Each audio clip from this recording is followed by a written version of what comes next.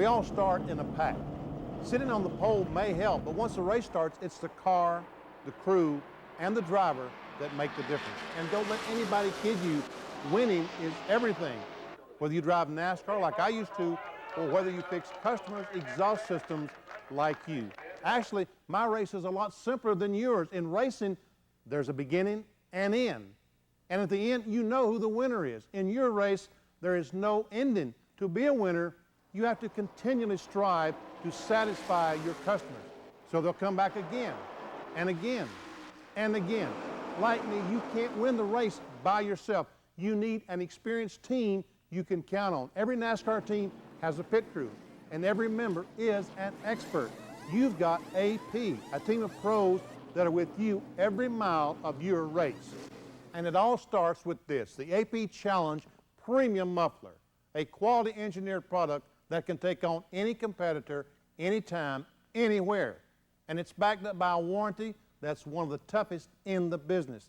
Then look at the team you've got behind you. You've got your AP jobber, AP distributor, and your direct AP representative, and a whole technical and service staff ready to answer any questions you might have. And all are in place ready to serve you. Quality people, quality products, and a quality promotion. The 1993 Meet the Challenge promotion you're already a part of. So put on your AP NASCAR racing gear, put up your Meet the Challenge store signage, and sell quality AP products for points that earn you incredible gifts. Gentlemen, meet the challenge, start your engines, and sit back and enjoy highlights from the world of NASCAR racing with NASCAR Video Magazine, the ultimate insider's guide to America's ultimate motorsport.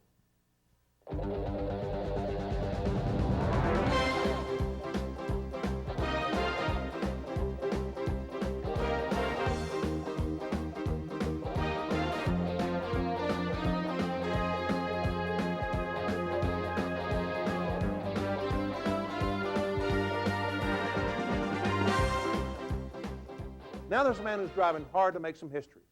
He's one of the most interesting and complex men ever to get behind the wheel of a Winston Cup car. The 1992 Winston Cup champion, Alan Kulwicki.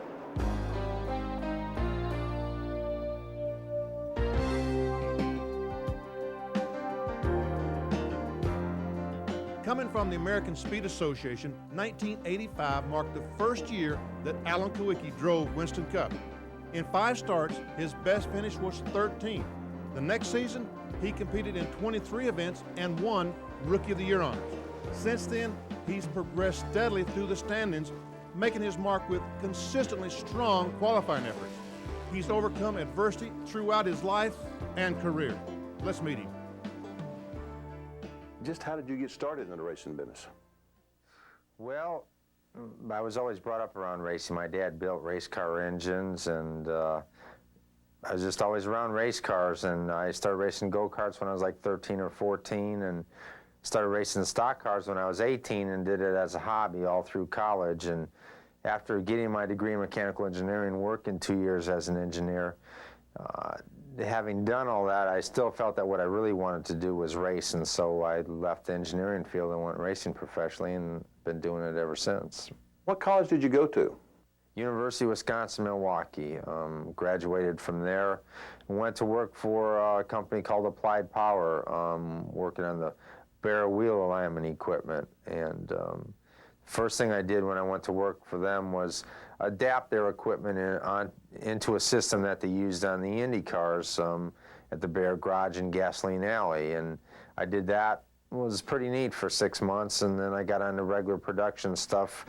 And the next 6 months were okay, and then, you know, another 6 months I knew that racing was really what I wanted to do professionally, that I just got a greater sense of accomplishment or more satisfaction out of that than I did.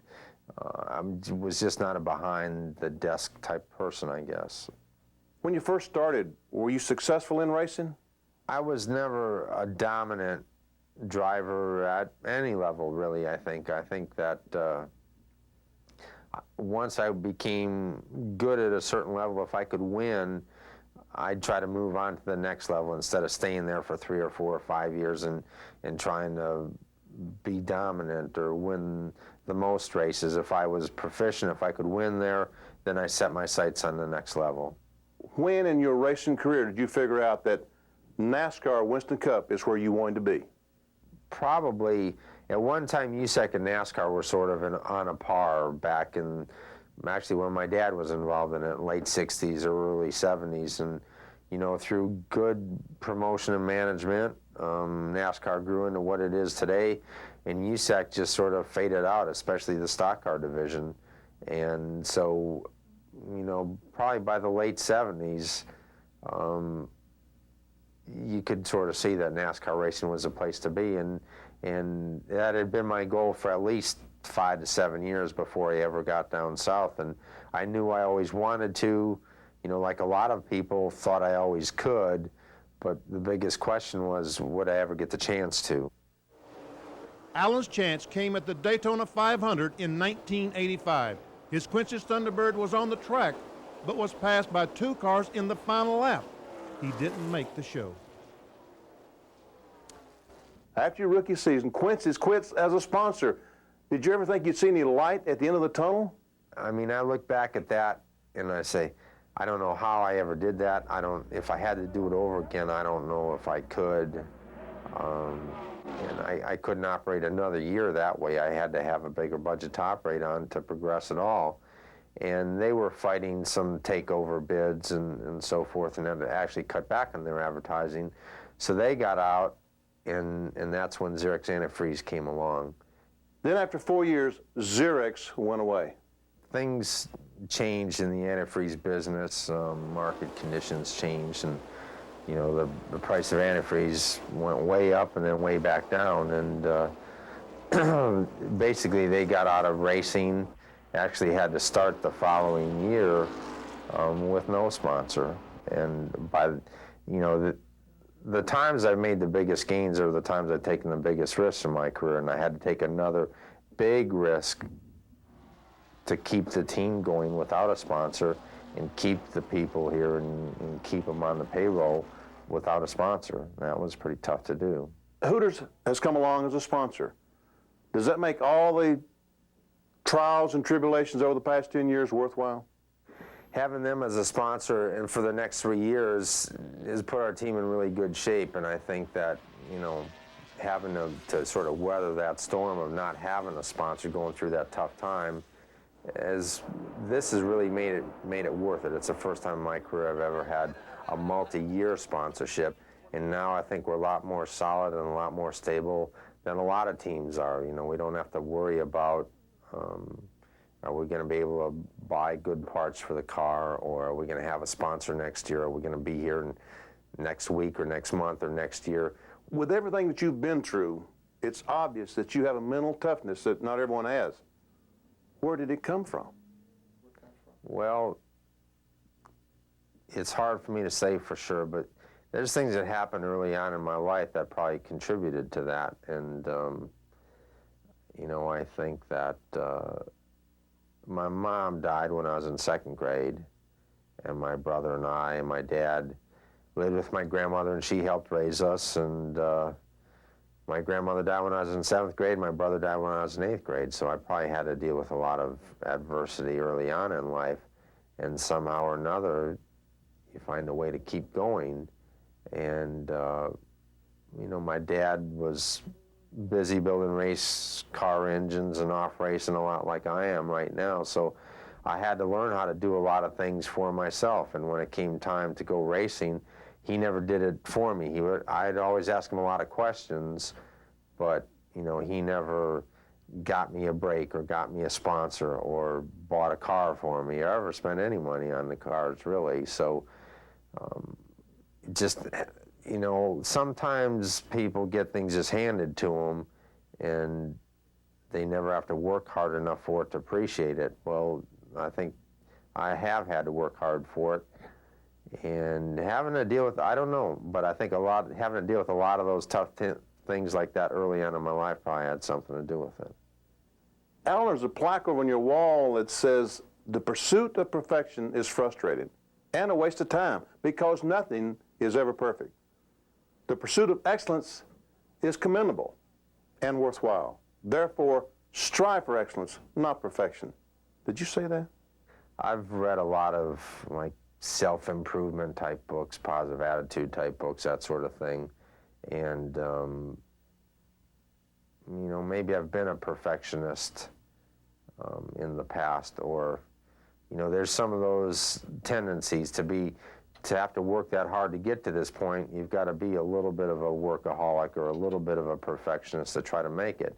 And then eventually you realize, well, maybe that's not the best way to do it. And somewhere along the line, I probably did. I would get frustrated trying to make everything perfect, you know, and I think as time goes on, I'm better at accepting the things that aren't perfect, you know, but they're good enough to get the job done. And so that's sort of the way I look at things right now. If you try to make everything perfect, you'll just wear yourself out. You'll get frustrated, you'll get mad, on, because nothing is ever perfect. But you can make things close to perfect. You can make them excellent. And so strive for excellence, not perfection.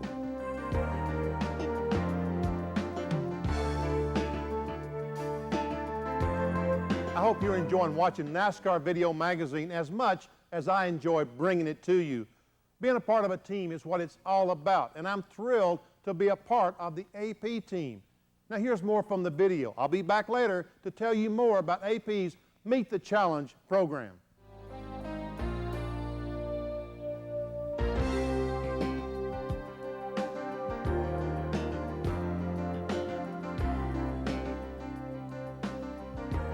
Everybody knows that NASCAR has a tradition of being a family sport. You know the Pettys, Allisons, Bakers, Jarretts. But what do the NASCAR pros think about the family involvement in stock car racing? My grandfather raced, my father raced, so there's been race cars sitting at the race shop, which was right beside the house. I'm 32 years old, and as long as I can remember, they've been there. But I mean, I think this sport caters to families, not only inside the garage area, but fan-wise too. You know, this is a place a guy can bring 2 or 3 kids and enjoy a day at the races with his kids and have a good time. And it's the same way for us. You know, we used to load up in a car and drive up to North Wilkesboro, drive to Charlotte, and it'd be my mother and my 3 sisters, and my father would get out and he'd go drive a race car, and then he'd get back in the car and we'd go home. So I think it's a lifestyle you grow up with. It's what you know the people, you like all the people, you're around the people all the time, and that's what you end up wanting to do.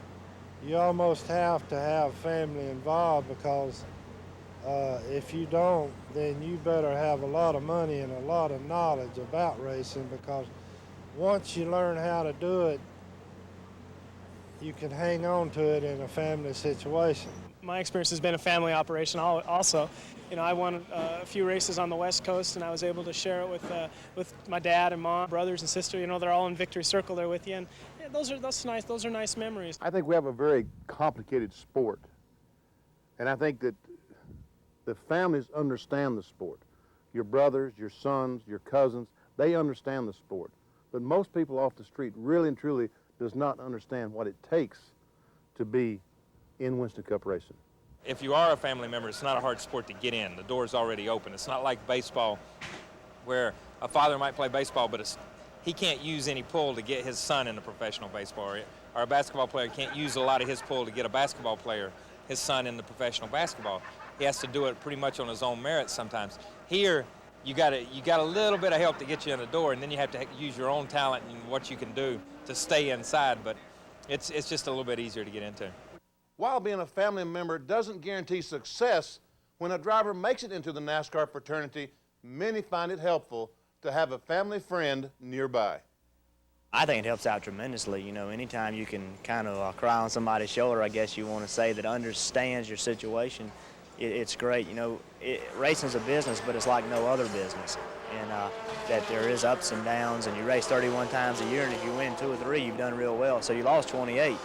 So that's kind of hard to handle, but being close, you can, with a brother or a father or whoever, you can talk to, and they understand what you're going through, and it helps a lot. Really, the racing has made us closer as a family, I think.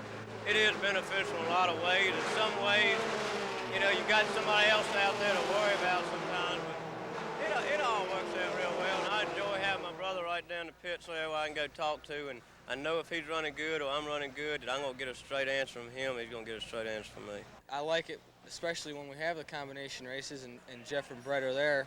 You know, most of the time one or the other is spotting for me during the race, and it's kind of like having a built-in coach during the race. They can help me a whole bunch. And here at Talladega, Jeff's been here all day with us, and you know he's got a lot more experience here than I do, and he's helped us with some things and helps pick us up. So you know their experience and stuff like that, having them around means a lot.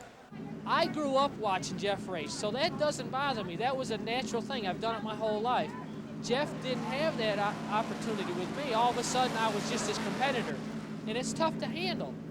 Well, that's what he always said anyways. I never could understand that, but now that Todd's racing and I've raced against him, I don't like it because he's my little brother. You never change that about Todd and me, just like Todd and myself are to Jeff, younger brothers. So it's tough to get used to, it really is. And it's not, I don't fear for his safety or anything like that. We all accept our sport for what it is.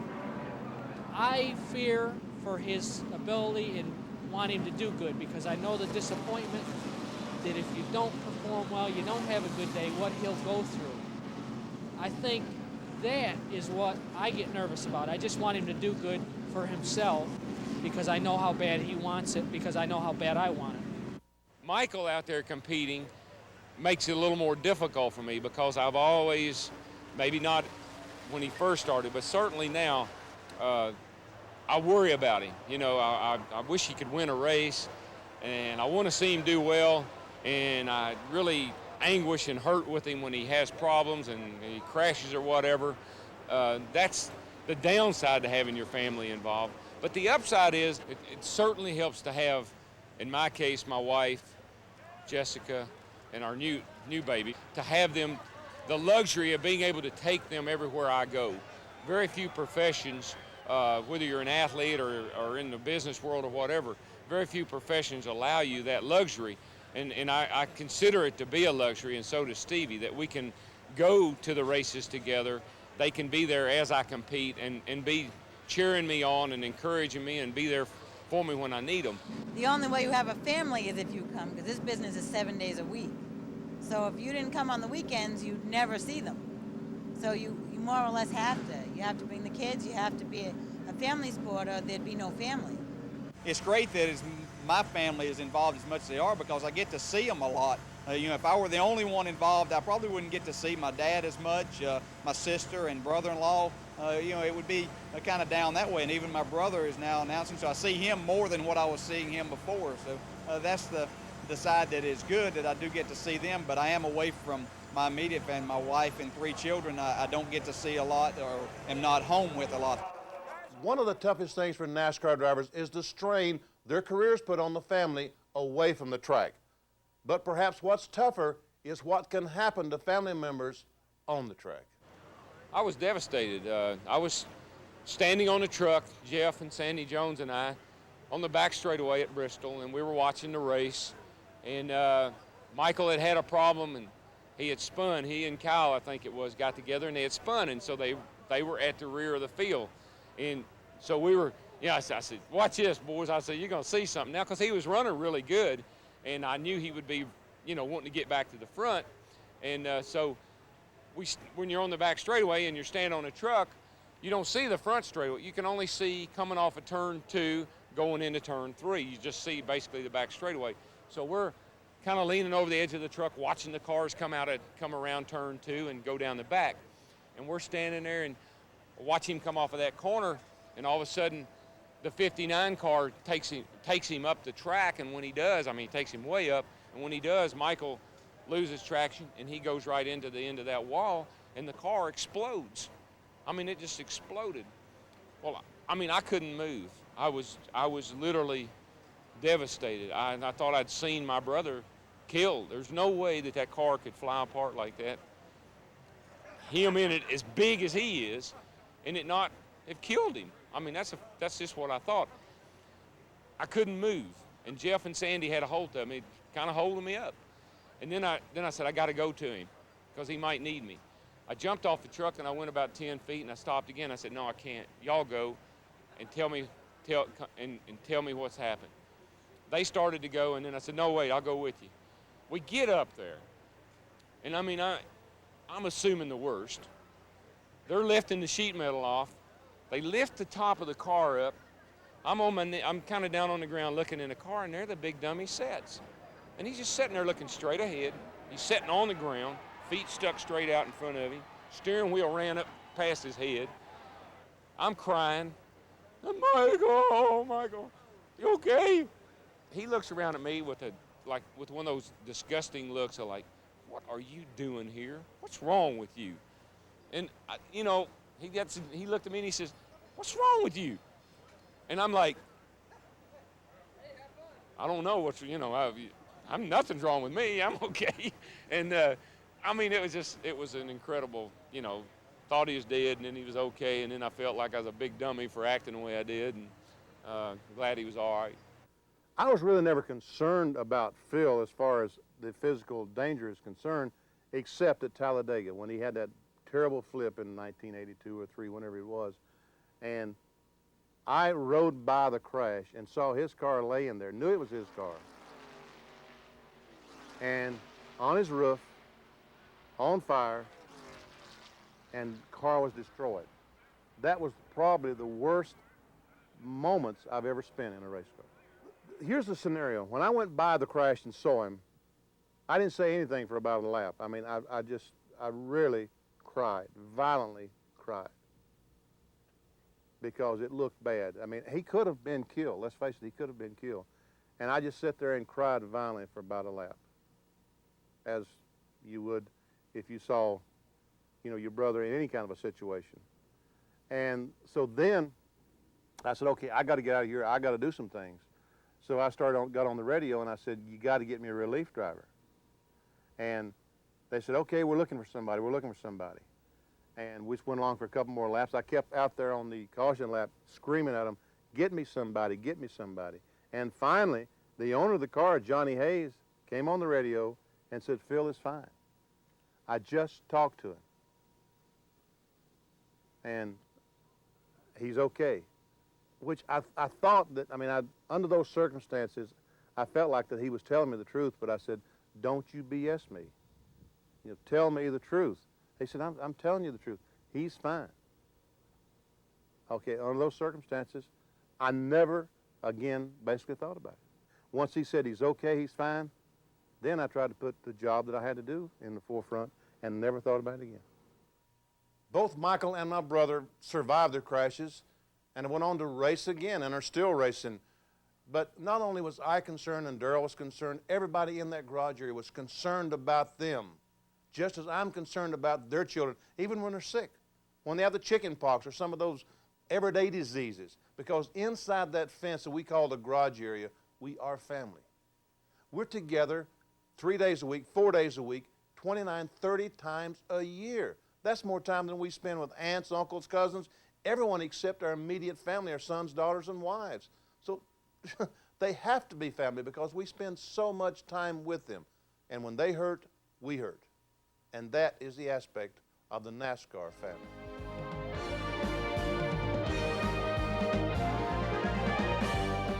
To the casual viewer, a typical pit stop is a burst of activity, a seemingly chaotic blur of tools, rubber, and fuel. But look closer. You'll discover a 20-second exercise in precision where wasted motion means lost time. First, a pit board man extends the pit sign to signal the driver's exact stopping point. Pit members cannot cross the wall till the car is 1 pit away. Well, the key you got to have to a good pit stop is rhythm. The quarterback of the whole team is their jack man. They can only run as fast as their jack man runs. It's like a dance. You have to know where everybody's going to be at all times and do it the same way as quick as possible every time. On either side of the jack man, the front and rear tire changers move into action. Armed with pneumatic wrenches, they mirror each other's actions by first busting the lugs while a car is being elevated, but each with his own style. Key to the changing process is the tire carrier. After we're basically in position, he'll take the tire and set it down between the jack man and myself, and hopefully he gets set down and won't fall over or roll away or roll into me while I'm trying to take my tire off. Simultaneously, the gas man plugs in with the first of 2 cans of fuel. He's shadowed by the gas catch man who contains any overflow. Meanwhile, the left side lugs are being loosened by the 7th man over the wall. the prep work for the ever-critical transition. By the time the gas man empties the first can, the right side lugs are being tightened, the jack is dropped, and the entire process moves to the left side. And then when they go to the left-hand side, and I watch the left front tire man, when I'm watching his arm, I'm counting 1, 2. I'm seeing every lug nut he's hitting with the movement of his body, and when he's leaving that fourth one, I know it's about time for me to go then. Mission accomplished. The over-the-wall gang savor the success, but quickly return to business at hand, trying to find their driver yet another advantage. Okay, now you know what they do, but how does it feel? And what does it take to handle the longest and perhaps most challenging 20 seconds in sports? To find out, we visit another team, Darrell Waltrip's Western Auto Chevrolet. Some people ask what a pit stop really is like and what it takes to be a pit crew member.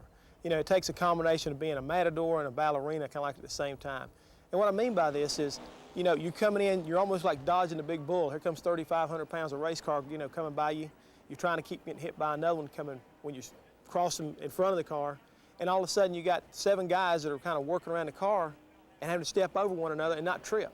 So it's like, you know, doing Swan Lake, except you're doing it out in the middle of freeway traffic. And so the guys, you know, they really have to have their heads on right, looking what's happening, and focused on their jobs. Otherwise, you know, it can be a disaster and a lot of guys can get hurt.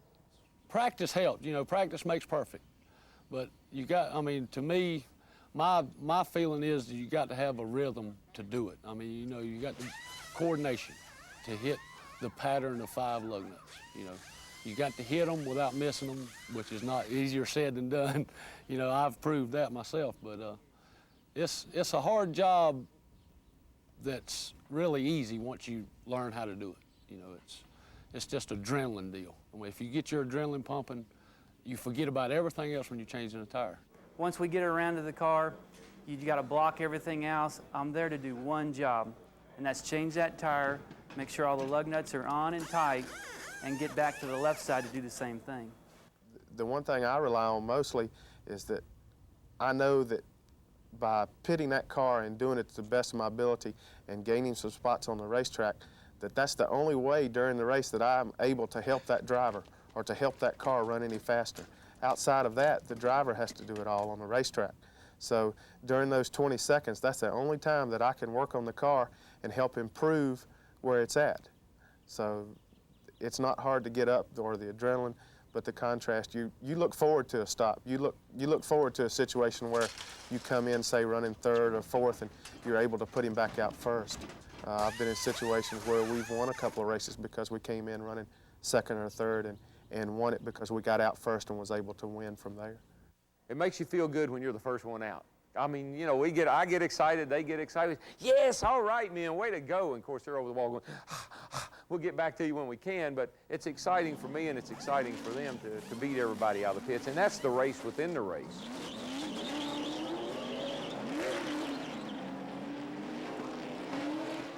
Thanks for watching NASCAR Video Magazine. Now, gentlemen, meet the challenge. This is a race you can win. The AP NASCAR racing gear is part of it. The other part is putting up your promotional signage and selling the Challenge Premium Muffler, AP converters, and the lifter. And that will put you in the winner's circle. You can earn points for each product you sell. Collect the end flaps from each carton, then send them in and select gifts you've earned from the AP Winner's Circle catalog. The program ends November the 30th, 1993. Gifts in the catalog can be selected to December 31st, 1993. So good luck. Meet the challenge. See you in the winner's circle. Thanks for watching.